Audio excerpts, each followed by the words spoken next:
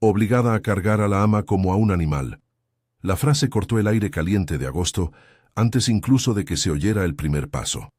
El sol del mediodía clavaba su hierro sobre la plaza de tierra del ingenio. El polvo, levantado por la procesión, formaba una capa translúcida que todo lo volvía ocre y lejano. Rosa caminaba con la espalda derecha, los músculos tensos por hábito, por necesidad, por la práctica de soportar pesos que no eran suyos. Sobre sus hombros iba Clarís, envuelta en vestidos claros y abanicos de plumas, que golpeaban el aire con un sonido que a ella le parecía una burla. Era una puesta en escena calculada, afirmar un orden, mostrar una jerarquía. Cada paso de Rosa debía decirlo todo. Cada risita fingida que brotaba alrededor debía recordar a los presentes quién mandaba. Rosa, a los 23 años, llevaba en su cuerpo historias que nunca se le permitieron contar en voz alta. Había aprendido a medir el dolor, a ocultarlo en la respiración. Había hecho de la quietud una defensa. A aquel calor le olía la tierra quemada, a caña cortada y a humo de ceniza. Los sonidos se enroscaban, el golpe de las alpargatas en la tierra, el roce de la ropa fina de los dueños en contraste con las ropas ajadas de las trabajadoras, el siseo de un abanico, el repique uniforme del campanario que marcaba la hora, y con ella, la inevitabilidad del espectáculo. El ingenio respiraba alrededor como una maquinaria que pocas podían negar. Al frente, a paso lento y con la expresión de quien administra vidas como cuentas en un tablero, marchaba el coronel Enrique Becerra Amaral. A su lado, con cierto aire nervioso que el poder sabía disimular, caminaba Evaristo, el feitor, guardián de los castigos y ejecutor de las humillaciones que forjaban el miedo. Rosa había venido de la casa del Trapiche desde niña. Su madre, Inacia, se la dejó al cuidado de la cocina hasta que la vendieron, cuando ella apenas pudo recordar la cara de su madre, sin que los bordes se le difuminaran en lágrimas. Había una vieja conversación susurrada por Perpetua, la mujer de la senzala que guardaba secretos como quien guarda semillas valiosas. Palabras a medias, historias con nombre propio que Perpetua soltó como quien siembra para que algo nazca más adelante.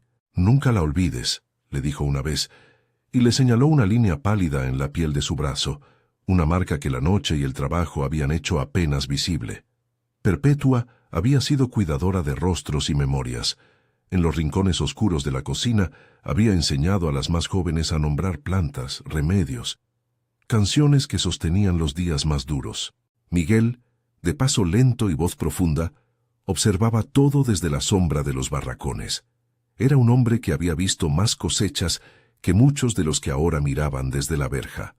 Las manos de Miguel sabían los ritmos de la tierra y también sabían leer el peso de una mirada. Cuando Rosa cruzó junto a él le dio un asentimiento que no era solo reconocimiento, era pacto. Miguel había sido testigo de la venta de Benedita, amiga de la infancia de Rosa, partida como un animal por quien no se mostró pena sino utilidad. Esa ausencia le enseñó a Rosa la fragilidad de los lazos bajo aquel cielo. Miguel, a pesar de su edad, no había perdido la costumbre de recitar nombres en silencio, atando recuerdos para que no se perdieran. Clarís, la dueña de las manos que se mecían con el abanico, tenía la piel más pálida por la protección de la casa y los modales que la volvieron peligrosa en su ingenuidad, la crueldad vestida de frivolidad. Había sido educada para creer que el mundo le pertenecía. Cualquier indicio de igualdad le era intolerable. Su risa se filtraba por entre los dedos que sostenían el abanico, ligera y afilada. No era necesariamente maliciosa por naturaleza, pero sí profundamente formada por un entorno que la enseñó a mirar y no a ver. El lever de cada gesto de Clarís era leído por muchos como un mandato. Aquellos que no obedecían, sabían, pagarían. Alrededor la gente se apiñaba, algunos con curiosidad, otros con ese frío interés que acompaña a los que saben que la doma de los cuerpos ajenos confirma su propia seguridad. Había quienes se alegraban con crudeza, había quienes fruncían el ceño, incómodos, porque nadie podía decir con certeza en qué momento la tolerancia se volvía vergüenza, y entonces se obligaban a fingir que la escena no les tocaba. Entre ellos, El padre Elias, hombre de sotana modesta y voz rasgada por 1000 sermones, ocupaba un lugar doble. Por un lado, la institución que representa la moral cómoda. Por otro, la persona que no podía evitar que le doliera la injusticia. Elías había aprendido, con los años, a que la religión era también un lugar donde cabía la palabra que cura o la palabra que calla. En la cocina, Perpetua había contado a Rosa a voces bajas historias de su madre, de cómo Inacia, antes de ser vendida, le había confiado un nombre, una costura, una marca. Perpetua tejía esas historias en la oscuridad, cosiendo razones para recordar. Le enseñó a Rosa remedios de hojas que calman la fiebre, a teñir telas con la piedra de río, a bordar con paciencia la memoria de quienes ya no estaban. Y junto a esas enseñanzas vino la semilla de una pregunta que, con el tiempo, creció hasta estar lista para salir. ¿Quién te dio vida?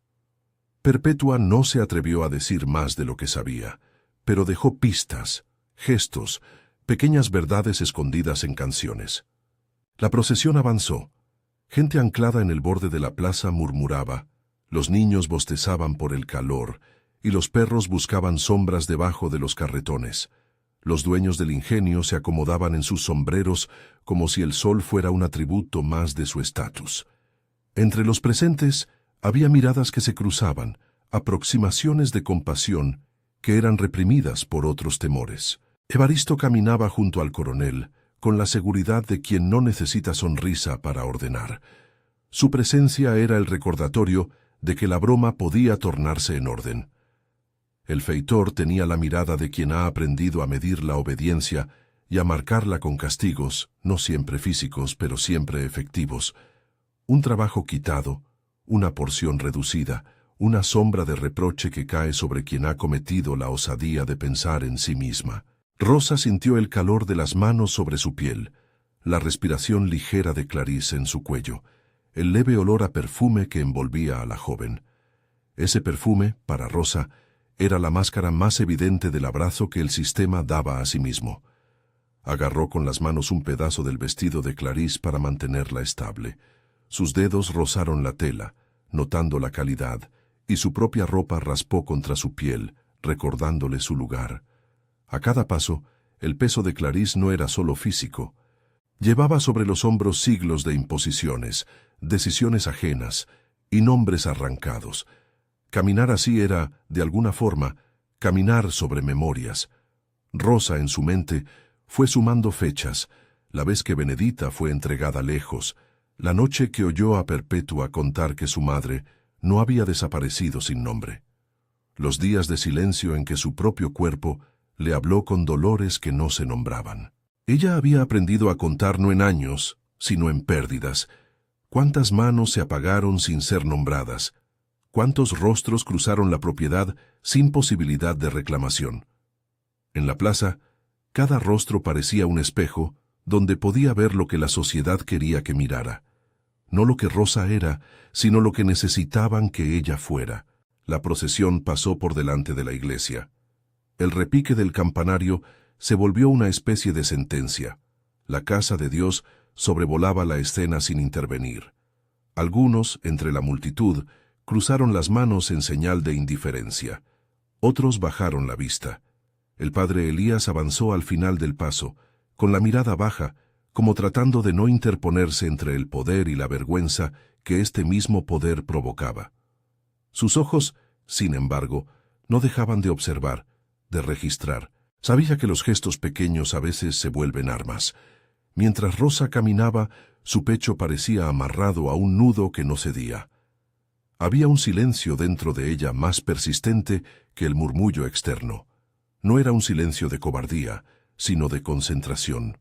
La contención que se necesita para que una palabra que puede cambiarlo todo no salga antes de tiempo. A su paso, algunos recordaban historias que no se atrevieron a nombrar. Otros miraban sin sentir, contentos de que aquella palabra que podría disolver su seguridad no saliera. La tensión crecía con la procesión, como si el tiempo se comprimiera, un acorde que se tensaba. En un triste rincón, Benedita era nombre ausente que pesaba como una losa. Cuando Rosa cerraba los ojos en la quietud de la noche, Veía la imagen de Benedita arrancada de su lado, llevada lejos en un carromato que se alejaba entre nubes de polvo. La memoria de esa despedida ardía en ella con la misma intensidad que el sol de aquel mediodía. Cada paso era de nuevo la escena de una ausencia que no se cerraba. Perpetua le había dicho una tarde que la memoria tiene distintas formas. Puede ser canto, puede ser receta, puede ser cuidado. Le enseñó que la historia que no se cuenta a tiempo se vuelve una señal que puede convertirse en fuego o en luz.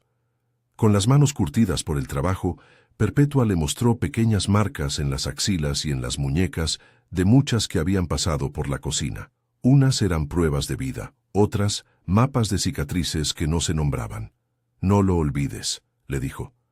«Y cuando sea necesario, di tu nombre». Rosa guardó esas palabras sin entender todavía cuánto peso tendrían algún día.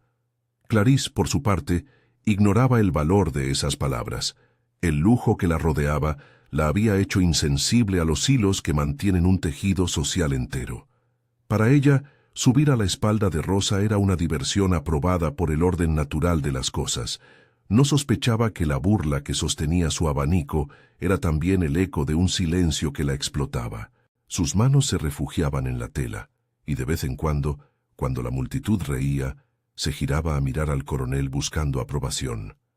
Él la miraba con una mezcla de satisfacción y algo que, cuando era solo para ellos, se parecía al remordimiento, una sombra que venía y se iba con la brisa. Rosa notó otra cosa, una marca en la frente de Clarisse, casi invisible, apenas una cicatriz ligera a la altura de la sien. No debía haber dado importancia, pero el mundillo de los recuerdos le puso nombre a aquello en la memoria, un signo que, en su infancia, había sido la confirmación de una historia que Perpetua murmuró. A veces los cuerpos cuentan verdades que la boca calla. Rosa sintió que ese nombre, esa marca, algo afuera de la escena, empezaba a encajar. Fue en ese exacto momento, entre el peso y el calor, cuando una idea comenzó a tomar forma. La procesión avanzó por la calle principal del Ingenio. Los espectadores se amontonaban a ambos lados y la mirada de Evaristo, siempre inquieta, medía a cada persona como si fuera un problema posible. El feitor no reía con los demás. Su risa era una moneda que distribuía castigos cuando el orden se quebraba. Si algo no cuadraba, él lo veía antes que nadie. Aquel mediodía, su mirada se posó en Rosa varias veces con una especie de interés profesional. Había que vigilar que la humillación se cumpliera como rito, sin fisuras. Rosa, a cada paso, sentía el peso del secreto dentro de sí, como una piedra que iba creciendo. Había aprendido a ser discreta. En el barracón, en la cocina, se le conocía por su temple. No por eso era menos humano. Había noches en las que se quedaba despierta y contaba en voz baja los rostros de los que una vez la habían acompañado. Había noches en las que Perpetua venía a su lado y le cantaba con una voz que apenas sabía sostener las palabras. Eran cantos de resistencia, pequeñas composiciones que hablaban de jengibre, de cura para la tos, de cómo mezclar hojas para que la fiebre bajase. Eran sabiduría para el cuerpo y nombre para el espíritu. En la plaza, mientras el aire se espesaba con la imagen, se despertaron recuerdos que no estaban destinados a ver la luz. La pregunta que Perpetua había sembrado empezó a germinar. Rosa, sin que nadie lo notara, dejó de contar pasos y comenzó a juntar nombres. Pensó en su madre Inacia, en la manera en que la piel de su vientre se tensaba antes de la venta, en la noche en que los hombres del lugar vinieron a negociar. Pensó en la forma en que la palabra mixta se desliza en las conversaciones de los dueños, como si fuera una categoría que no duele decir. Y en ese compendio de memorias encontró la verdad de un hilo que, si se alaba por el lado correcto, podía deshacer partes del tejido. La pregunta se hizo más grande hasta que dejó de caber en el pecho y se alojó en los labios. No fue un impulso, fue una decisión construida con treguas y con pactos silenciosos. Rosa se había preparado para aquel momento durante años, no con armas, sino con la certeza de que la verdad, dicha de forma precisa y en el lugar exacto, tiene un efecto que ni las cadenas ni las burlas pueden contener por mucho tiempo. Ella sabía que no bastaba con murmurar en un rincón. La verdad, para sacudir un orden tan sólido, debía producirse a plena luz. Caminó hasta el centro de la plaza con la misma determinación de quien conoce el valor de una palabra. Las risas siguieron su curso. Nadie, al principio, imaginó que la mujer que llevaba a la joven en su espalda podría convertirse en un punto de inflexión. Fue entonces cuando, con una calma que desmentía el temblor interior, Rosa se detuvo. El silencio se hizo, tan gradual como lo hacen los cambios que nadie quiere ver, una pausa que tiñó el aire de pregunta. Todas las miradas por un instante se alojaron en ella. El abanico dejó de moverse. La risa se heló a medias. Clarisse, sorprendida por la pausa, buscó la complicidad del coronel con la mirada, y éste, acostumbrado a que los actos se consumieran sin resistencia, parpadeó. Evaristo acomodó por un segundo la postura de su cuerpo como si planeara la siguiente jugada. Miguel, desde la sombra, apretó la mandíbula y dejó que sus manos se cerraran un poco, no por temor, sino por el apretón del pacto que sostenía. Rosa levantó la cabeza. La voz que salió no fue alta, pero sí suficiente para atravesar la plaza.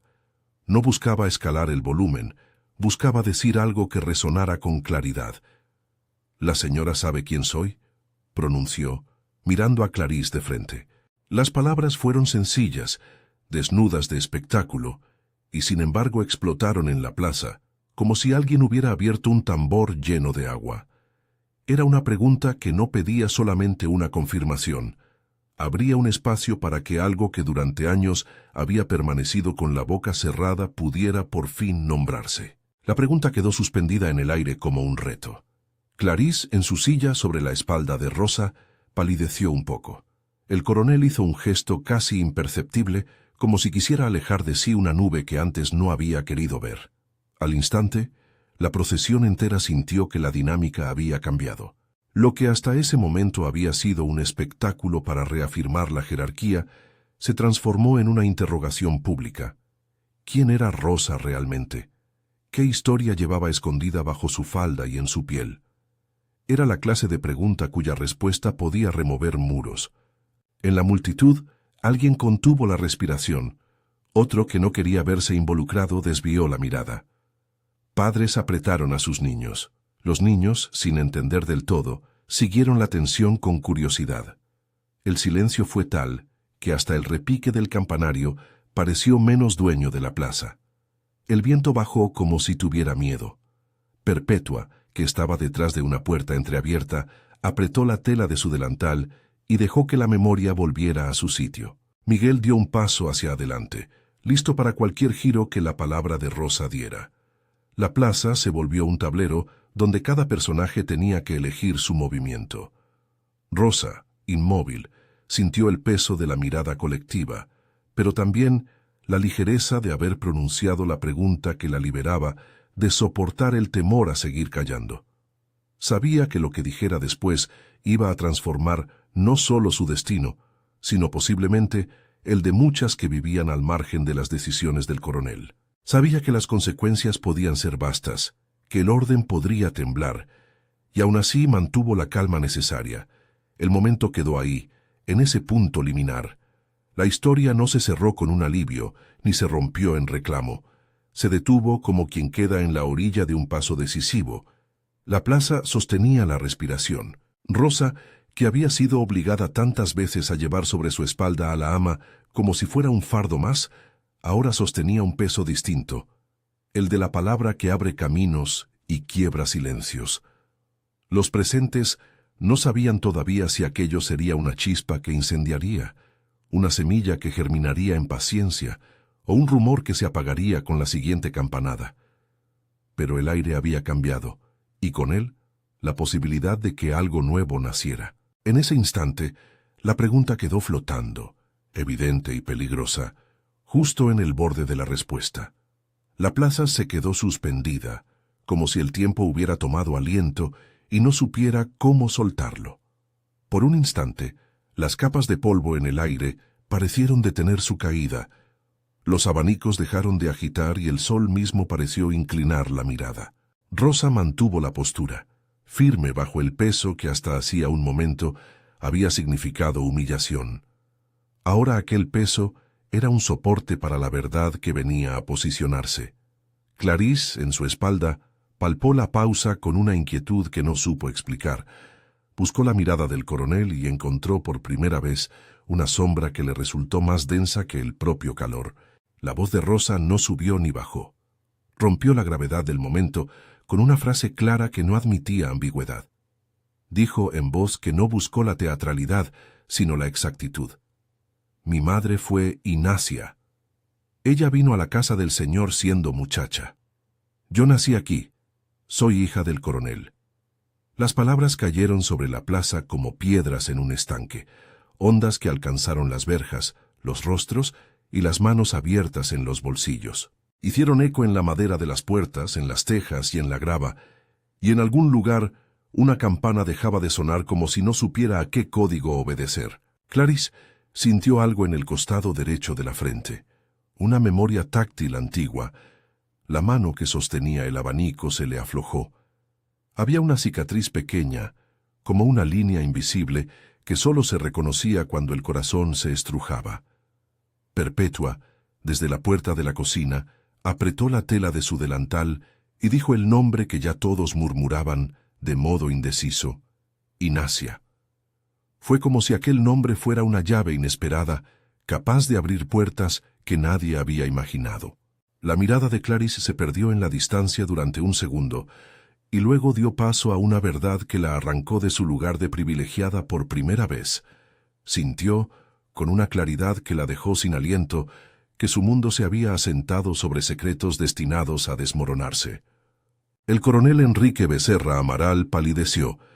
No fue una palidez inmediata y teatral, fue la tonalidad de alguien que nota, por primera vez en años, la corrosión en el metal de su propia reputación. Sus manos, que tantos papeles habían firmado sin mirar, se posaron en el borde del sombrero, como si fueran a sujetarlo a algo firme. Durante un segundo, todo el orgullo que lo había sostenido se mostró pequeño frente a la evidencia. Aquella mujer que hasta hace instantes cargaba a su hija como si fuese un objeto, llevaba en su voz la certeza de ser heredera de un acto suyo. El coronel intentó recomponer la compostura y la autoridad, pero la plaza ya no rendía culto a su porte. La plaza pedía de otra manera respuestas. Hubo gritos, primero apagados y luego más presentes. Algunos vecinos, convencidos de la naturalidad de las jerarquías, murmuraron incredulidad. Otros, que habían visto las múltiples caras del ingenio, respiraron con una mezcla de esperanza y temor. Miguel dio un paso adelante y su figura antigua y firme pareció sostener la posibilidad de que la vida pudiera tomar un rumbo distinto. Evaristo, por su parte, apretó los labios. Su instinto fue recuperar el orden por la vía del miedo. Pero la escena ya había tensado hilos que la violencia cotidiana no podía deshacer sin pruebas que fueran admitidas en presencia de todos. El silencio recalibró a la plaza. Rosa no buscó el aplauso ni la conmoción, simplemente habló otra vez, con la serenidad de quien ha construido una palabra a partir de años de paciencia. No pido venganza, pido ser llamada por mi nombre. Pido que aquellos que vivieron y viven bajo esta sombra puedan saber si hay lugar para la libertad en este mismo suelo. Sus palabras no eran meros reclamos, sino propuestas, nombres, reconocimientos, posibilidades concretas. No había en ellas furia desmedida, había en cambio una autoridad nacida del derecho a ser. Clarice dejó caer el abanico. No fue un gesto dramático, fue un abandono que desnudó sus manos pálidas frente al sol. Se cubrió la cara con ambas manos, y por primera vez su risa se quebró en sollozos. Las lágrimas no eran de teatro, eran el efecto de un mundo que se resquebrajaba y mostraba piezas que Clarice había preferido no ver. La joven, sostenida por la espalda que hasta entonces le había parecido firme, solo por fuerza física, tembló y bajó la cabeza. Esa escena, la ama desprotegida por la autoridad de su rango, fue el verdadero vuelco. El orden simbólico que la casa mantenía parecía, por un momento, invertido. La reacción del coronel fue compleja y humana, hecha de orgullo, miedo y remordimiento. Caminó hacia el centro de la plaza con pasos medidos. No gritó ni buscó aumentar su voz. Su presencia, sin embargo, llenó el espacio con la autoridad que le daban los años de mando. Miró a Rosa como quien mira una cuenta que no esperaba pagar y dijo, con una voz que se quebró en el borde de la decisión: «Si lo que dices es cierto, debo responder». La frase quedó abierta. Responder en aquel contexto podía significar muchas cosas: un reconocimiento público, una reparación, un intento de mantener la apariencia mediante un gesto que calmaría los ánimos. Nadie pidió que el hombre se convirtiera de la noche a la mañana. Muchos, sin embargo, esperaban que la historia fuese tratada con la seriedad que merecía. El padre Elías avanzó hasta situarse entre el coronel y la multitud. No alzó la voz para imponer su postura religiosa. Su gesto fue más bien el de alguien que sabía que la fe sin palabra pública podía volverse un silenciamiento. Sacó del bolsillo un papel y una lapicera, instrumentos humildes frente a la magnitud del momento, y dijo: «Si se quiere, puedo dejar constancia de la declaración de ella, y si el Señor así lo decide, redactar los documentos que procedan». Sus palabras no vinieron a imponer una moral, sino a ofrecer una vía burocrática, un puente posible entre la verdad pronunciada y unas consecuencias concretas. Hubo murmullos de pregunta. ¿Cómo preparar un acta en medio de una plaza? ¿Hasta qué punto un coronel podía con su sola voluntad alforriar a sus esclavos? La respuesta no era simple ni inmediata, pero cuando la palabra pública se une a la voluntad de ponerla por escrito, comienza un proceso que las sombras no pueden ignorar. El coronel se acomodó el sombrero sin saber si la acción estaba motivada por la culpa más que por la justicia. Aún así, su decisión fue tomada en presencia de todos. Ordenó que se reunieran los documentos y que se firmara lo que procediera para garantizar libremente la condición de aquellas personas. Fue un acto con aristas. La razón del gesto combinaba el peso de la exposición pública, la fatiga del secreto y quizás un remolino de afectos que no se habían sabido nombrar. No obstante, en la plaza se leyó como una apertura. Evaristo se escudó en la ley no escrita del ingenio. «Esto traerá problemas», masculló, apretando la correa de su sombrero. Su visión del mundo era lineal: mantener el orden o reprimir. Pero la plaza ya no era la de antes. La plaza tenía ahora ojos que miraban otra historia. Algunos dueños de tierras cercanas asomaron en las verjas, curiosos y temerosos, midiendo si aquella decisión del coronel podía contagiar las propiedades vecinas. Cuando el padre Elías comenzó a redactar las actas, la plaza se volvió un organismo vivo. La lectura de nombres fue un ritual que daba posibilidad a la libertad. Se llamaron a varias personas. La voz del padre, firme, iba nombrando quien hasta entonces había sido manejado como propiedad. Cuando se leyó el nombre de Rosa, hubo un sollozo sostenido en la multitud. Para ella fue una mezcla de alivio y vértigo. No era que la libertad borrara todo. La libertad era el primer paso para transitar por un mundo que no estaba diseñado para quienes ahora tenían que aprender a ser sujetos de sus propias vidas. Se decretaron alforrias para un número significativo de quienes trabajaban en la facenda. Hubo resignaciones, abrazos entre quienes habían compartido jornadas enteras y miradas que hasta hacía poco tiempo se ocultaban. La plaza, de ser escenario de una humillación, se convirtió en el lugar de un doble alumbramiento, el de quienes recobraban el nombre y el de una comunidad que comenzaba a replantear sus relaciones. La noticia se extendió como polvo llevado por el viento. No todas las haciendas actuarían igual, no todos los coroneles se moverían por la vergüenza pública. Este era un gesto que tenía un contexto propio. Algunos, en la vereda opuesta a la plaza, maldijeron la decisión. Otros abrieron una brecha de esperanza.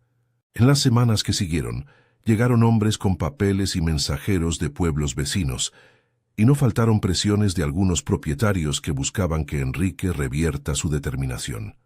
Él, que hasta ese momento había sido el eje de una maquinaria de mando, se encontró con pedidos, amenazas y ruegos, pero la palabra puesta en voz alta y la posibilidad de ver la dignidad en rostros que hasta entonces habían sido números, le exigieron marchas largas. Rosa, sin celebraciones desmedidas, empezó a construir su nueva cotidianeidad con la serenidad de quien ha aprendido a ser práctica.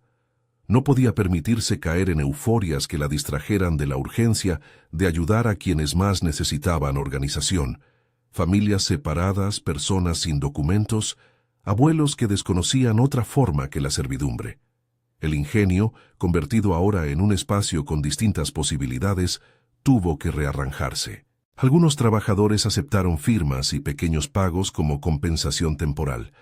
Otros, nerviosos por la incertidumbre, se marcharon en busca de tierras propias o de trabajos en cercanías. Las relaciones que antes se basaban en la sumisión tuvieron que ser renegociadas en la cotidianeidad. Perpetua fue pieza clave en ese proceso. Su sabiduría tejida de plantas y memoria se volvió un hilo de reconstrucción.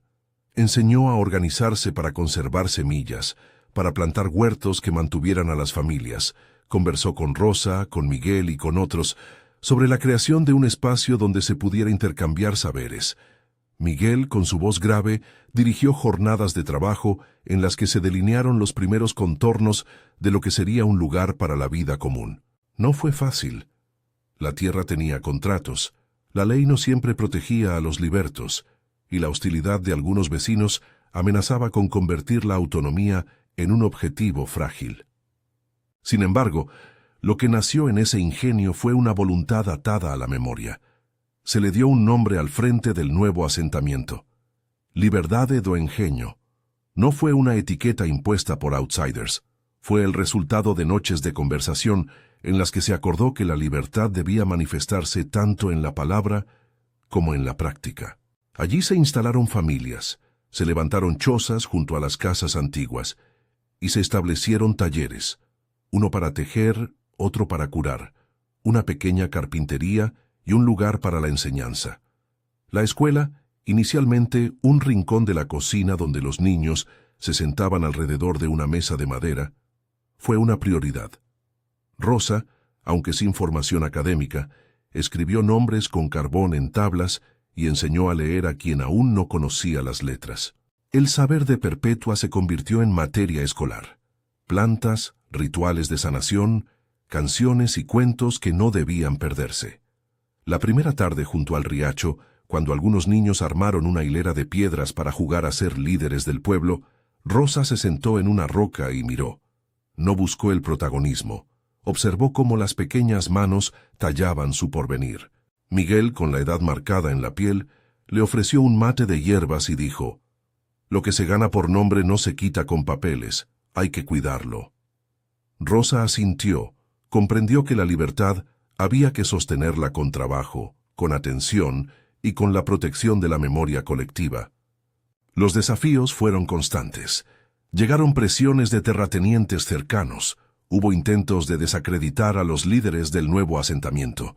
Evaristo no aceptó sin más perder el control y urdió maniobras para provocar miedo. Sin embargo, la unión entre quienes habían obtenido su alforria mostró una fuerza distinta. El lazo forjado en las cocinas, en los campos y en las noches de palabra sirvió de dique frente a la violencia. No se trataron las amenazas con venganza, sino con organización. Guardias vecinales, acuerdos para no ceder a provocaciones y el recurso a la ley y a la exposición pública cuando fue necesario. El padre Elías fue un actor complejo en todo esto. No siempre estuvo de acuerdo con la forma en que se quería avanzar, pero se mantuvo comprometido con la verdad puesta por escrito. Su presencia dio cierta legitimidad que, en una sociedad que aún valoraba mucho las instituciones, fue útil. Clarice tuvo un camino doloroso de aprendizaje. Su arrepentimiento no fue un simple acto performativo. En las primeras semanas rechazó entrevistas, palabras públicas y el consuelo fácil. Buscó, en cambio, ocuparse en pequeños servicios, aprendiendo a coser y a servir a la comunidad, desde un lugar que no fuera la condescendencia. Perpetua la acogió con una mezcla de firmeza y ternura, enseñándole generaciones de remedios y canciones que le mostraron otros modos de ver el mundo. Clarice, que antes había sido la anfitriona de burlas, se sorprendió aprendiendo nombres de plantas y, sobre todo, aprendiendo a escuchar las historias de quienes hasta entonces eran para ella figuras distantes. Con el tiempo, su relación con Rosa se transformó en una especie de alianza imperfecta. Hubo silencios, confrontaciones y pases de palabra, pero también momentos de cuidado tangible, como cuando Clarice sostenía a una madre enferma o bordaba pequeñas sábanas para los recién nacidos del asentamiento. A la distancia, algunos vecinos y poderosos intentaron desacreditar la coherencia de la liberación. Acusaron a la comunidad de anarquía. Dijeron que sin la supervisión de los patrones no habría orden. Pero Liberdade do Engenho mostró que la autonomía se construye con reglas propias. Asambleas donde se decidían los turnos de riego, los cuidados de los enfermos y los lugares para la educación. Hubo discusiones acaloradas sobre la distribución de tierra y herramientas, momentos en que la vieja lógica de la jerarquía amenazó con reaparecer, pero la memoria de lo sufrido actuó como un recordatorio. La libertad debía protegerse de los mismos vicios que la habían generado. Rosa, con su liderazgo no buscado, tomó la decisión de que la memoria no sería solo recuerdo privado, sino también enseñanza pública. Propuso crear una escuela en la que se enseñara la historia de la gente del ingenio, pero también saberes prácticos para la vida cotidiana. Tejer, curar, labrar la tierra con técnicas sostenibles y leer para saber firmar un documento. Fue una escuela que combinó lo ancestral y lo necesario en un tiempo donde tener el propio nombre en papel significaba pasar de ser propiedad a ser persona ante la ley. Las viejas canciones africanas no se perdieron, se mezclaron con versos nuevos que hablaban de la libertad cotidiana, de cómo negociar con los comerciantes, cómo organizar las cosechas, cómo acudir al juzgado si se intentaba arrebatar tierras. Con los años, Liberdade do Engenho fue creciendo en reputación.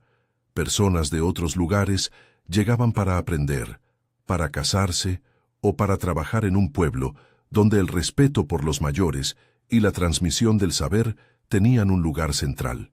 Surgieron artesanías que se vendían en ferias lejanas, tejidos con tintes que Perpetua enseñó a preparar y remedios que atraían a quienes confiaban en la sabiduría de las plantas. La economía del lugar no dependía de la humillación, se sostenía en la cooperación y en el reconocimiento del trabajo. En esa construcción, Miguel se volvió el consejero mayor. En las asambleas, su voz era escuchada no por autoridad impuesta, sino por la larga historia que llevaba en el cuerpo. Enrique, por su parte, tuvo que aprender a vivir con la decisión que tomó públicamente. No fue liberación de culpa automática. La vida lo enfrentó a las angustias propias de quien ha sido artífice de un sistema que oprimía. Tuvo noches de insomnio, largas paseadas por el patio de la casa y visitas a quienes había ofendido. No buscó la absolución fácil, aunque hubo quienes lo defendieron como a un bien que no debía perderse. Él, en cambio, optó por una retirada paulatina de las riendas. No fue un acto heroico de renuncia sin conflicto. Entregó parcelas de la hacienda, apoyó con recursos la instalación del mercado del nuevo pueblo y en momentos de duda pidió a Rosa y a los representantes de la comunidad que orientaran el uso de algunas casas para los más débiles. Su gesto no borró las responsabilidades acumuladas, pero la acción de emancipar y de colaborar en el sostenimiento del proyecto fue una forma de responder a la verdad que había sido pronunciada en la plaza. No todo fue armonía. Hubo episodios de violencia simbólica, de rechazo por parte de otras haciendas, de sabotajes en cultivos y de agresiones verbales. Ante eso, la comunidad respondió con organización, con la petición de garantías legales y, cuando fue posible, con alianzas con vecinos solidarios. Además, la educación brindó una herramienta clave. La capacidad de leer y escribir permitió a muchos defender sus derechos, registrar nacimientos, reclamar documentos y confrontar a quienes quisieran usurpar las tierras. A medida que pasaban los años, la figura de Rosa se volvió parte de la memoria viva. No buscó monumentos. Su premio fue ver a niños aprendiendo a leer, a mujeres dirigiendo talleres y a ancianos transmitiendo recetas. En los inviernos, cuando la niebla levantaba a orillas del riacho, ella se sentaba cerca de la escuela y miraba cómo se encendían las lámparas. Enseñaba con la paciencia de quien sabe que cada letra aprendida puede ser una semilla de libertad.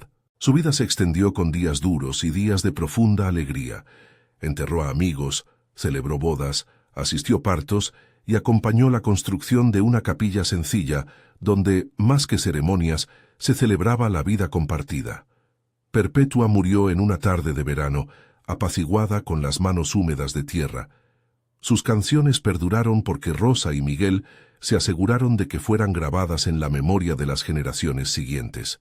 La vejez de Rosa llegó sin prisa. A los 81 años, caminaba con dificultad pero con el reconocimiento de quienes la rodeaban. Sus manos estaban marcadas por costuras y labores. Su voz, aunque ya no era la misma, conservaba la capacidad de imponer silencio con una frase precisa. Los niños se sentaban a su lado no por curiosidad, sino por reverencia. Querían escuchar la historia de cómo una pausa en la plaza había cambiado la vida de muchas familias. Rosa contaba sin dramatismo el momento de la pregunta. No se vanagloriaba de su acto, sino que insistía en recordar la preparación que lo antecedió. Las conversaciones en la cocina, los nombres escritos en la madera, las pequeñas estrategias para que la palabra tuviera efecto. Decía que la libertad no es un punto, sino un trabajo cotidiano. La escuela se volvió un centro de memoria. En su terraza, un mural pintado por los jóvenes representaba manos entrelazadas, raíces y el río que bordea la comunidad. A un costado se colocó un pequeño libro que recogía recetas, canciones, testimonios y las primeras actas de Alforria. El lugar fue visitado por escritores, por maestros y por curiosos, todos atraídos por la posibilidad de ver un experimento social que había logrado sobrevivir a presiones y a viejas lógicas. Cuando se le preguntaba a Rosa si esperaba que su historia se contara en plazas lejanas, ella respondía con la sencillez que la caracterizaba. Que se cuente no para que nos aplaudan, sino para que sepan que la verdad tiene peso y que el peso, cuando se pone en la balanza, puede inclinarse hacia la libertad. Clarice, años después, vivía no en la sombra de la casa grande, sino en una casita cerca del mercado que había ayudado a levantar. Se dedicó a la costura y a la enseñanza de quienes llegaban sin oficio. Su relación con Rosa fue compleja y sincera. A veces hubo silencios largos, a veces abrazos que decían más que cualquier palabra. El coronel, ya viejo, murió sin fanfarrias, pero con la sensación de haber intentado enmendar con acciones los silencios que había impuesto. Ni su dinero ni sus títulos borraron la responsabilidad moral de los años. La historia la juzgó con la perspectiva de quienes quedaron, y en buena parte fue su propia voluntad la que configuró la memoria pública. No todo se arregló con la Alforria. Algunas familias tardaron años en consolidarse, otras perdieron miembros en migraciones, y hubo épocas de escasez que obligaron a reinventar los mecanismos de subsistencia. Pero la práctica colectiva de compartir saberes, junto con la capacidad de organizarse, fue la herramienta que permitió atravesar las crisis. Liberdade do Engenho no se convirtió en un paraíso ideal, pero sí en un ejemplo de que otra forma de convivencia era posible, una donde el nombre y el respeto eran más importantes que la suma de propiedades. Miguel murió con el reconocimiento de la comunidad. En su entierro, las manos de los jóvenes fueron las que levantaron la caja.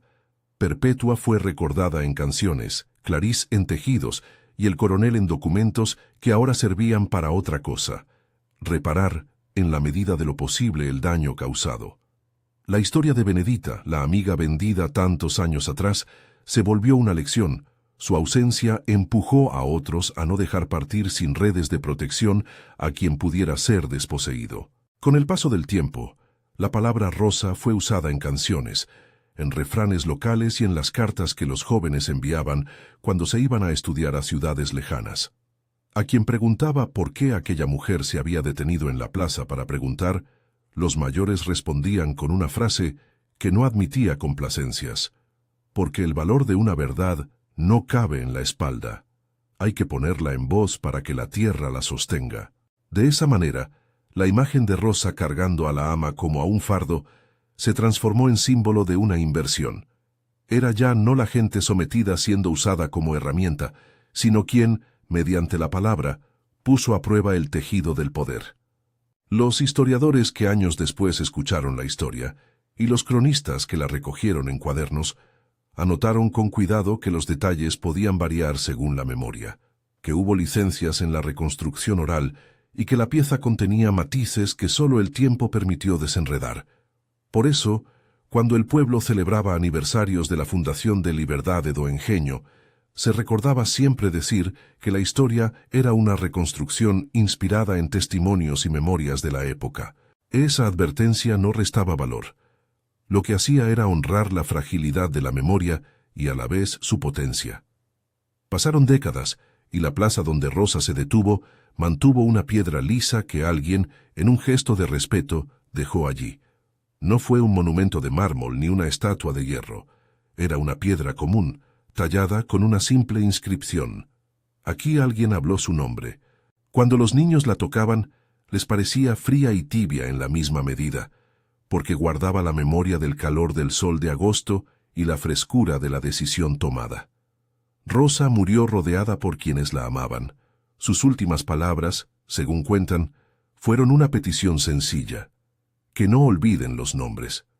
Fueron palabras que no buscaban la gloria personal, sino la preservación de la memoria colectiva. Liberdade do Engenho continuó. La escuela creció y dio pasos para convertirse en un instituto en el que la memoria era materia de estudio junto a la agricultura y las artes. Los oficios que antes se enseñaban como necesidad se volvieron mercancías de respeto. Los tejidos se vendían en ferias, los remedios eran pedidos por vecinos de lejos, las canciones se enseñaban en otros pueblos. La comunidad hizo suyas viejos rituales y creó otros nuevos. El día en que se plantaban árboles fue siempre recordado con historias de quien hubo dicho su nombre en la plaza. La historia no fue siempre lineal, ni la liberación una línea recta hacia la felicidad.